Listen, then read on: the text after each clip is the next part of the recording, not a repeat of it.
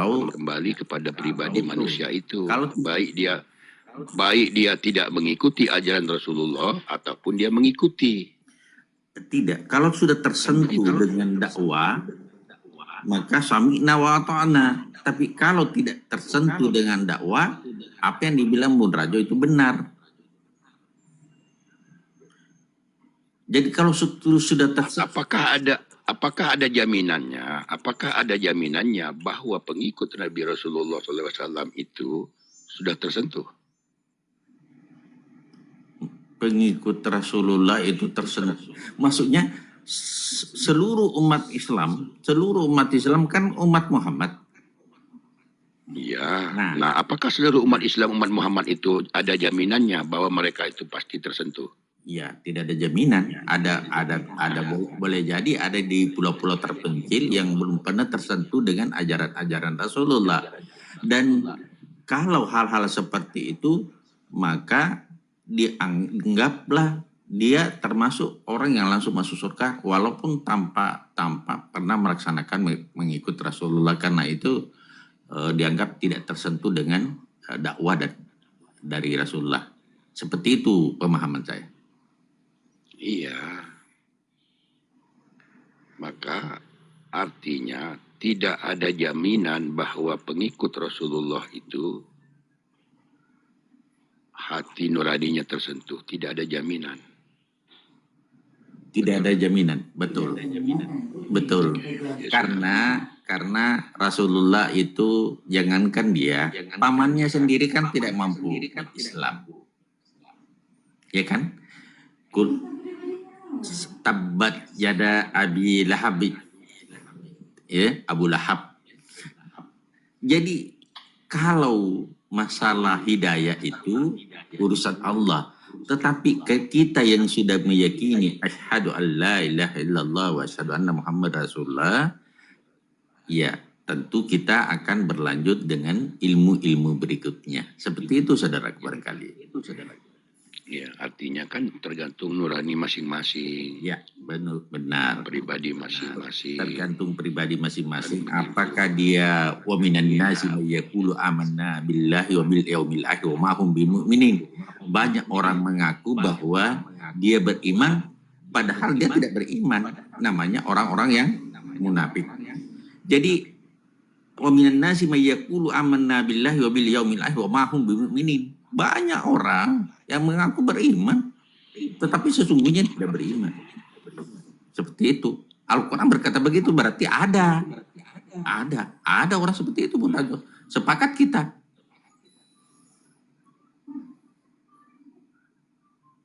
Jadi hanya iman di bibir, tetapi tidak teraplikasi dalam kehidupan sehari-hari. Nuraninya tidak jalan karena menyakiti orang. Nuraninya tidak jalan, selalu sakit hati, gelisah, dendam, iri, dengki, hasad, dan sebagainya. Itu tidak menggunakan hati nurani. Itu menggunakan amarah. Itu nafsu. Nah, seperti itu, Bung Raja. Ya, berarti kan bukan karena Rasulullahnya, tetapi karena dirinya sendiri. Kalau tidak ada tuntunan yang dijadikan dasar, bagaimana kita punya pegangan kalau tidak ada contoh sebelumnya? Artinya kita berjalan sesuai dengan tradisi kita masing-masing. Nah, terkadang tradisi kita itu atau apa kebiasaan-kebiasaan kita, kalau sudah menjadi satu kebiasaan, walaupun itu tidak baik, tetapi karena sudah merupakan suatu kebiasaan menjadi baik. Apalagi kalau di dalam kaidah umum itu sesuatu yang lumrah merupakan suatu kebaikan. Saya kasih contoh saja. Kita lihatkan sekarang, you can see dan I can see.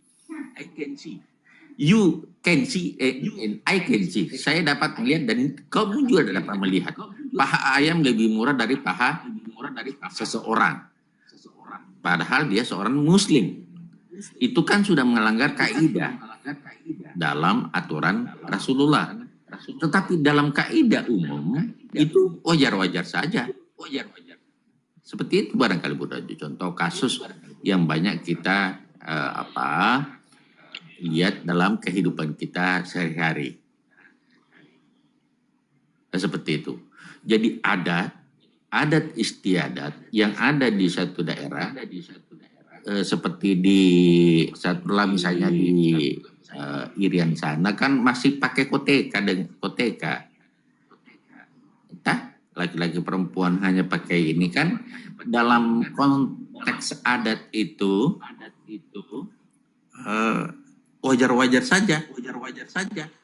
Tetapi dalam kehidupan beragama ya sudah jauh daripada, makanya begitu masuk Islam langsung berubah kan? Nah gitu saudaraku. Assalamualaikum.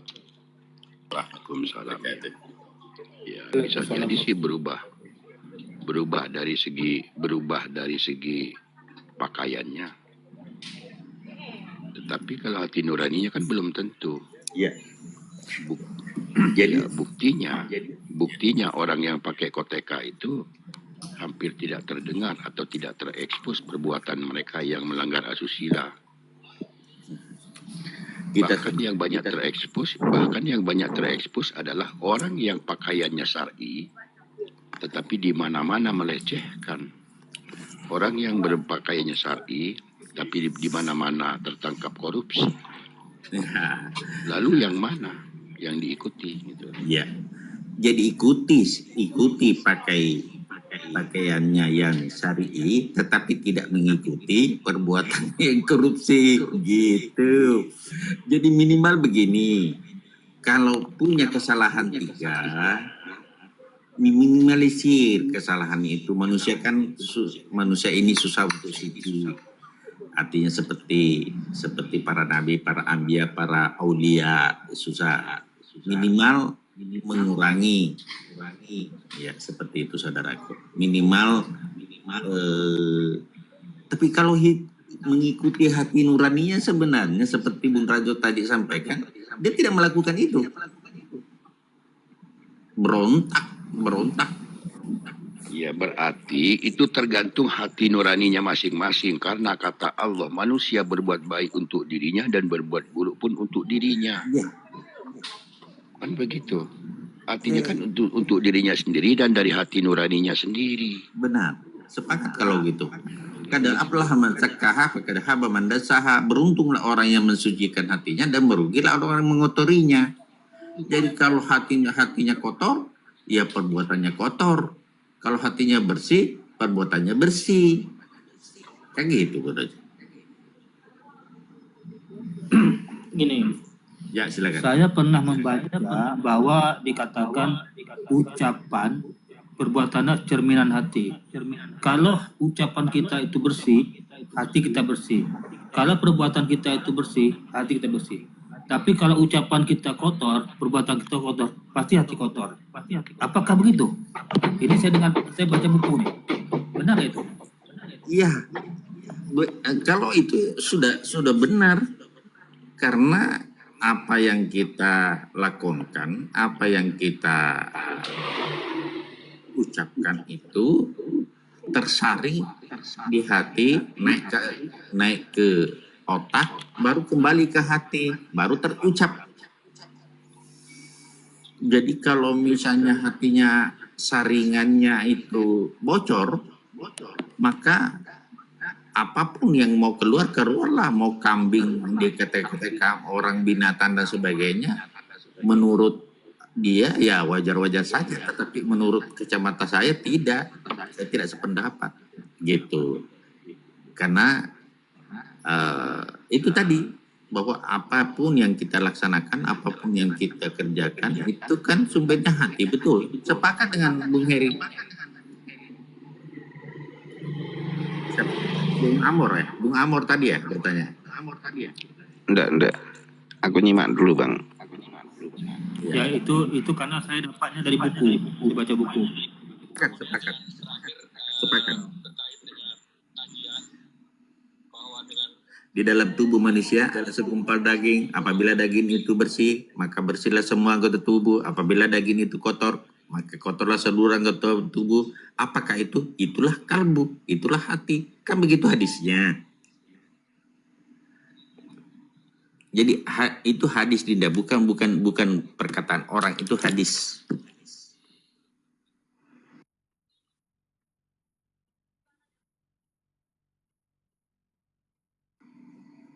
Seperti itulah hakikat manusia.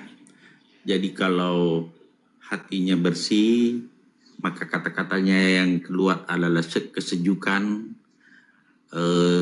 perbuatannya tidak melukai hati orang, perkataannya tidak membuat telinga orang sakit, artinya tidak melukai hatinya seseorang dan tidak melukai hatinya sendiri. Seperti itu.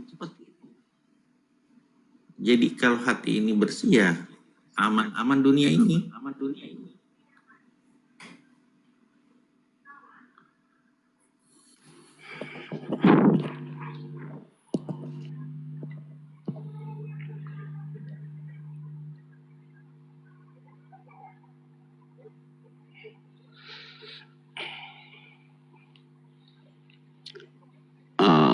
Hati yang bersih itu hati yang bagaimana, Bang?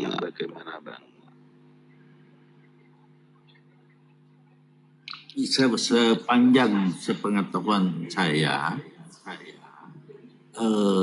Nabi mengatakan jangan iri, jangan dengki, jangan hasad, jangan berburuk sangka. Dan artinya semua itu tabir yang bisa menghalangi. Artinya setiap dusta, setiap perbuatan tercela, iri, dengki, hasad, rasa syukur tidak ada, rasa sabar tidak ada, dan sebagainya. Semua itu adalah sekat yang membatasi orang sehingga tidak ada pancaran nur ilahi untuk tersambung dengan hatinya. Seperti itu pemahaman saya.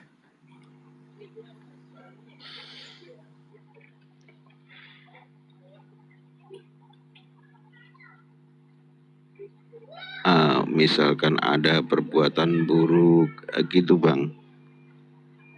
Tapi hati kita itu juga menilai keburukan ini, bisa dianggap gimana, Bang?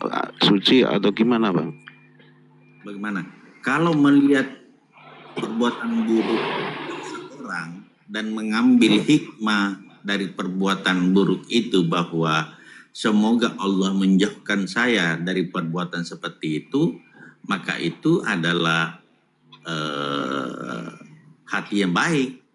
Tetapi jangan menghujat orang itu di depan umum. Kalau bisa, kalau sanggup, misalnya karena dia adik, bisa diberikan wejangan, tetapi nanti berdua. Nah, misalnya seperti itu contohnya. Oke, untuk menghindari saya mempunyai hati yang berprasangka buruk, bagaimana kalau ada kejadian itu buruk, saya menganggap kebaikan. Ini gimana, Bang? Kalau ada perbuatan buruk, saya menganggap itu sebuah kebaikan gitu.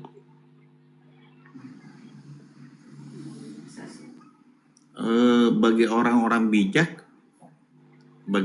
bijak memandangnya memang itu adalah Allah memperlihatkan pelajaran buat dia untuk dijadikan pelajaran. Boleh jadi seperti itu. Bisa saja seperti itu. Kalau Anda mengambil hikmah, belajar ilmu hikmah, bahwa tidaklah terjadi sesuatu tanpa izin Allah, dan semua ini diperlihatkan kepada saya untuk menjadi pelajaran buat saya sehingga saya tidak berbuat seperti itu. Nah, kalau Anda mengatakan sesuatu yang buruk dan Anda menganggap kebaikan, berarti tidak buruk, kebaikan.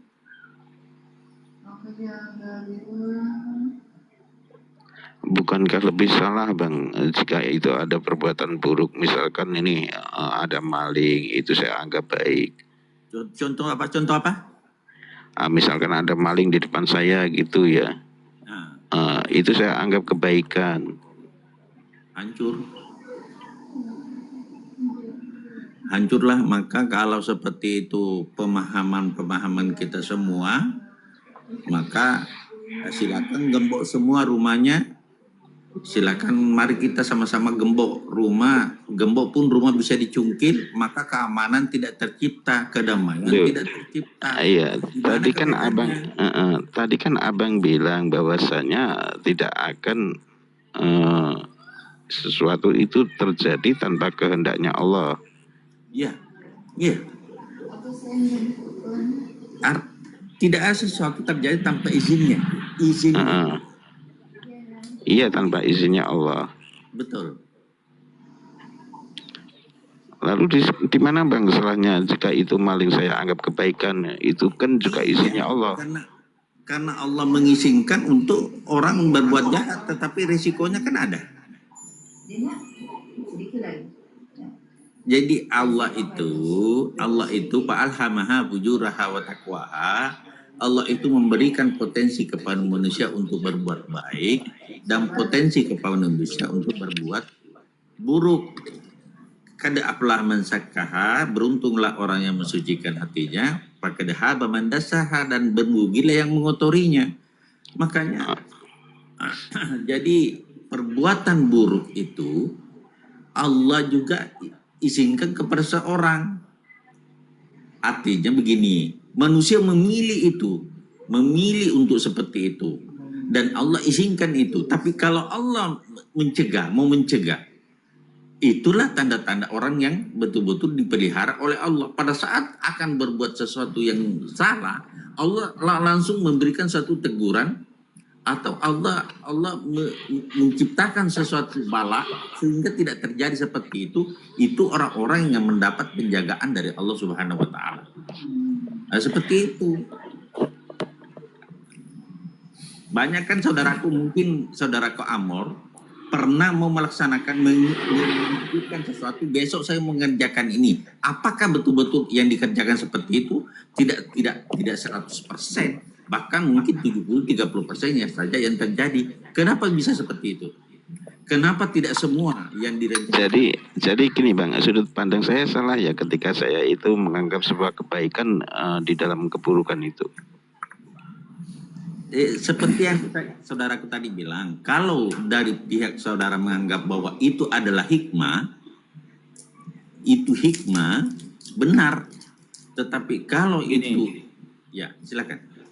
Begini ya, saya pernah membaca buku yang namanya buku Fatwa Tauladan Hidup dalam bermasyarakat atau beragama. Begini katanya, ketika ada sesuatu yang tidak baik, menurutmu dan bisa menimbulkan masalah besar atau musibah. Contoh, ketika kita melihat pencuri, lalu kita membiarkannya, dan kita tahu akibatnya. Akibatnya pertama, rumah orang yang curi itu akan mengalami kerugian. Yang kedua, pencuri juga ketika ditangkap dia akan dipenjara. Artinya kita membiarkan dia rusak. Kita merusakkan diri dia dan merusakkan orang lain. Artinya di sini kita tidak ada imannya. Kenapa? Karena kita membiarkan keburukan itu merajalela. Akhirnya orang yang mencuri mendapat masalah, dipenjara. Benda yang orang dicuri itu dia merasa rugi. Nah, jadi di sini tugas kita adalah mencegah, jangan sampai terjadi. Sebelum terjadi kita cegah dulu. Pencegahan ini untuk apa? Nanti dia yang pencuri ini tidak di penjara, orang yang pencuri pun tidak merugikan. Jadi kita wajib, maka ada hukum wajib mencegahnya. Coba bang dipahami pertanyaan saya tadi bang. Kalau dicegah itu artinya udah nggak mencuri bang. Pertanyaan saya itu ketika ada pencuri, saya menganggapnya itu sebuah kebaikan. Nah itu salah besar. Salah besar. Itu kan ada izinnya Allah bang. Allah walaupun tidak izin akan... Allah Ta'ala ya, karena izin Allah, ingat Allah itu kan ada dua, ada yang diizin, ada yang tidak diizinkan. Ingat, kalau mencuri ini kan bukan izin Allah. Ini kan mencuri ini adalah kita ingkar kepada perintahnya. Melanggar perintahnya. Artinya ini adalah perbuatan keji. Perbuatan keji ini harus kita cegah. Mungkar Berarti keji harus cegah. berarti bukan izin Allah ya. Itu Mencuri itu. itu bukan izin Allah, itu Allah mengizinkan kita, izin Allah, tapi Allah mengizinkan kita untuk mencegahnya.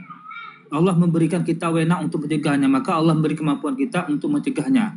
Allah izinkan kita, tapi bukan untuk mengiyakan, membenarkan, tapi untuk mengizinkan, untuk menyalahkan perbuatannya tuh. Gini Bang, terlepas dari mencegahnya Bang, saya nggak mencegah bahwasanya ada maling, ya kan? Nah, di situ saya menganggapnya sebuah kebaikan gitu. Ya gini, kalau bagi kamu orang yang beriman, yang sudah ada perintah larangan dari Rasulullah SAW kepadanya, bahwa perbuatan keji dan mungkar itu harus dicegah. Ketika dia menemuinya itu, dia menganggap itu ada perbuatan baik baginya, artinya dia mengingkari petunjuk Allah itu. Berarti dia mengingkari petunjuk itu. Dia tidak mau patuh pada petunjuk itu. Nah, begitu.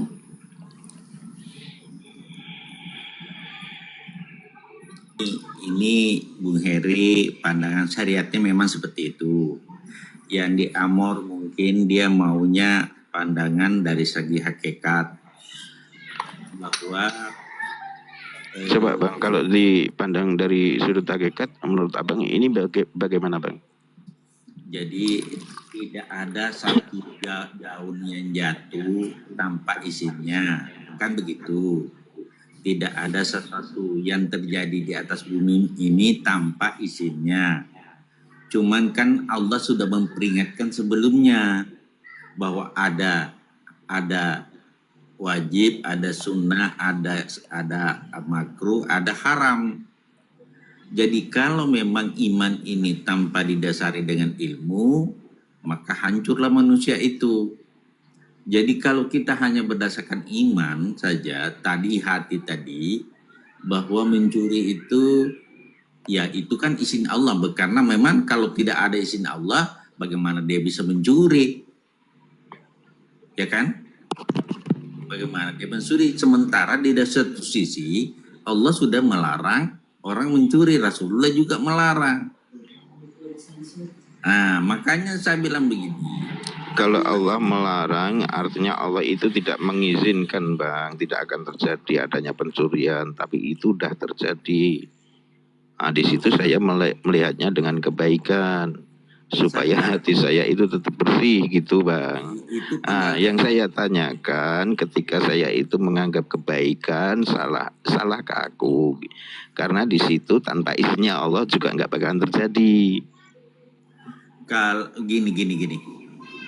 Kalau Bapak menganggap sebagai kebaikan karena mengambil hikmah di balik itu, boleh-boleh jadi bahwa perbuatannya itu adalah pelajaran buat saya supaya saya tidak berbuat seperti itu. Maka kita memohon kepada Allah, janganlah saya seperti itu. Makanya orang tua saya bilang begini, kalau kau melihat ada anak-anak, ada orang yang akhlaknya bagus, berdoalah kepada Allah, mudah-mudahan saya juga bisa seperti itu. Tetapi kalau ada orang yang akhlaknya tidak baik, berdoa itu, Bang, kepada Allah. Jangan terlalu melebar lah Bang. Artinya mudah-mudahan saya tidak seperti itu. Artinya ini semua kita berdoa kepada Allah supaya terhindar dari perbuatan itu. Karena yang membolak-balikkan hati seseorang untuk berbuat baik dan berbuat jahat adalah Allah itu sendiri. Kan begitu saudaraku. Sepakat ini. Iya kan? Mencuri itu baik apa buruk Bang? Dalam pandangan syar'i buruk. Kalau yang baik, pandangan yang baik, mengambil hikmah dari pencurian itu. Enggak, menurut pencurinya, ini dari pencurinya sendiri Bang, baik apa buruk? Kalau pencurinya dari pemahaman pencurinya ya, buat pencurinya. Buat bagi dia. Menurut Abang yang saya tanyakan.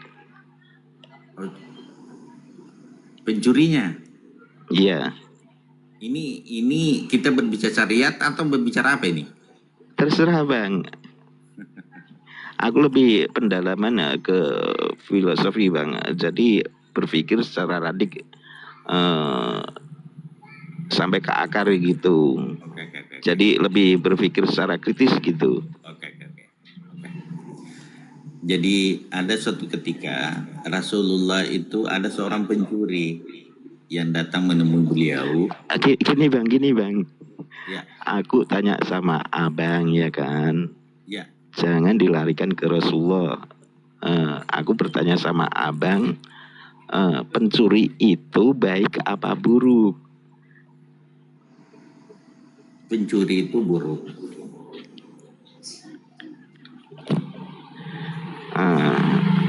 Buruknya di mana Bang?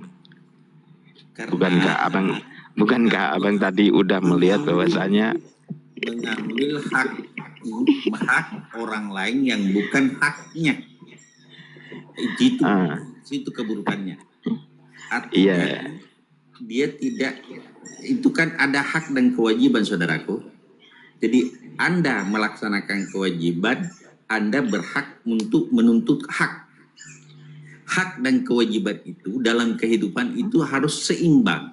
Pada saat Anda merugikan orang lain, mengambil hak tetapi tidak ada kewajiban, di situ adalah kezaliman. Orang-orang yang berbuat zalim itu adalah orang-orang yang tidak benar. Kan gitu saudaraku. Itu jawaban abang udah nggak koheren loh Bang.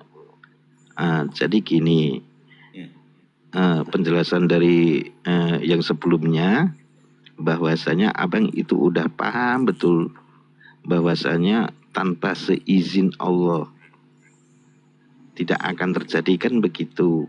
Iya, sepakat. Kenapa abang menjelaskannya tanpa melihat itu? Menjelaskannya tanpa melihat. Dari penjelasan yang barusan, Anda tidak melihatnya bahwasanya itu juga atas izin Allah. Tetapi tidak semua izin Allah itu saudaraku adalah itu izin Allah itu sudah digaris, makanya perlu ada kesinambungan dengan syariat. Kalau memang kita hanya berbicara satu sisi, maka ya semua ini adalah kebaikan. Tetapi kalau kita berbicara bahwa percaya Al-Quran dan Sunnah sebagai satu tuntunan dalam kehidupan, ya memang agak sulit. Anda Bapak Amor ini mau mencerai-beraikan antara syariat, tarekat, hakikat, dan ma'rifatullah. Tidak boleh hari ini. Bukan begitu, Bang. Gini. Bukan begitu. Kalau bicara syariat, berarti hakikat. Ini saya jelas. Kadang banyak orang menganggap hakikat itu kehendak Allah ya. Ini saya bicara hakikat. Hakikat yang diajarkan Rasulullah yang sesungguhnya ya. Ini saya buka di sini. Hakikat itu adalah mengetahui dan paham benar mana yang diciptakan Allah, mana yang diperbolehkan dalam perbuatan. Setiap hakikat itu pasti diberikan suatu kitab. Contoh, ketika Allah menjadikan suatu benda, ya, contoh di sini saya filosofi bukan manusia, mobil. Ya. Ketika mobil itu dijadikan Allah, lalu Allah membuat aturan pada mobil supaya mobil ini tetap terjaga baik. Ya, tidak terjaga baik dan tidak rusak, ya, maka diberilah buku petunjuk, buku panduan. Di buku panduan itu ada menceritakan tentang bagaimana terjadinya mobil, asal usul mobil dan cara membawa mobil dan cara memperbaiki mobil. Itu sudah ada, sudah diceritakan. Apabila kita mengikuti petunjuk pada kitab pada mobil ini, buku pada mobil ini, maka kita akan selamat. Ada rambu-rambunya, kita akan selamat. Tapi begitu juga manusia. Manusia telah diciptakan Allah, telah dihidupkan semua, maka diberi kitab. Kitab ini adalah menuntun kita supaya kita bisa menjaga diri, supaya kita tidak hancur, ya, tidak hancur, tidak sesat. Maka ini kitab nih. Kalau kita mengikuti kitab yang Allah berikan ini, niscaya kita akan selamat. Di kitab itu dijelaskan Allah tuh, kamu tidak boleh begini. Ya, kalau kamu harus begini. Jadi kita ikuti. ikuti kitab itu, petunjuk itu. Kalau kita betul-betul mematuhi petunjuk itu ya yang dinamakan manusia yang selamat dan lurus pada pandangan sesuai dengan tuntunan Rasulullah. Tuntunan Rasulullah.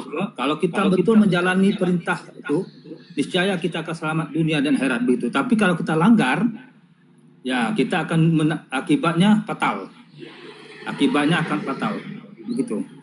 Itu aja. Itu cara pandangan Marifat. Silakan.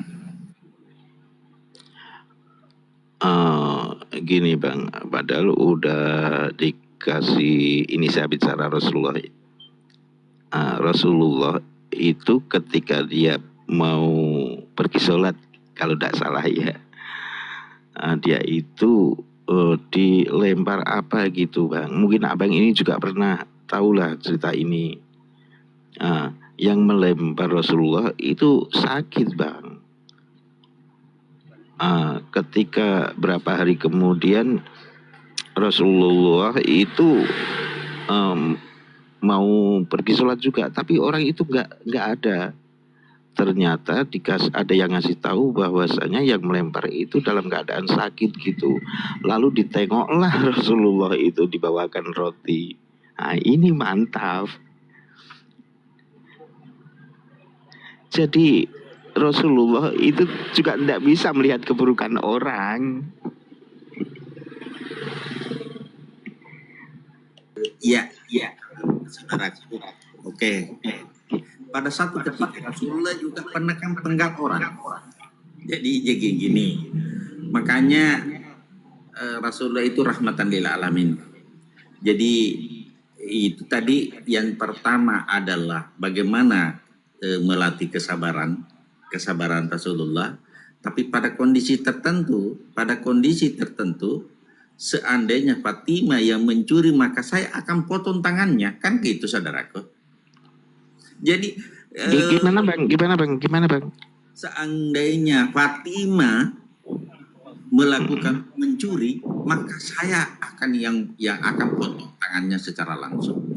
Jadi apa ya, dalam konsep syari'i itu Rasulullah itu semua sudah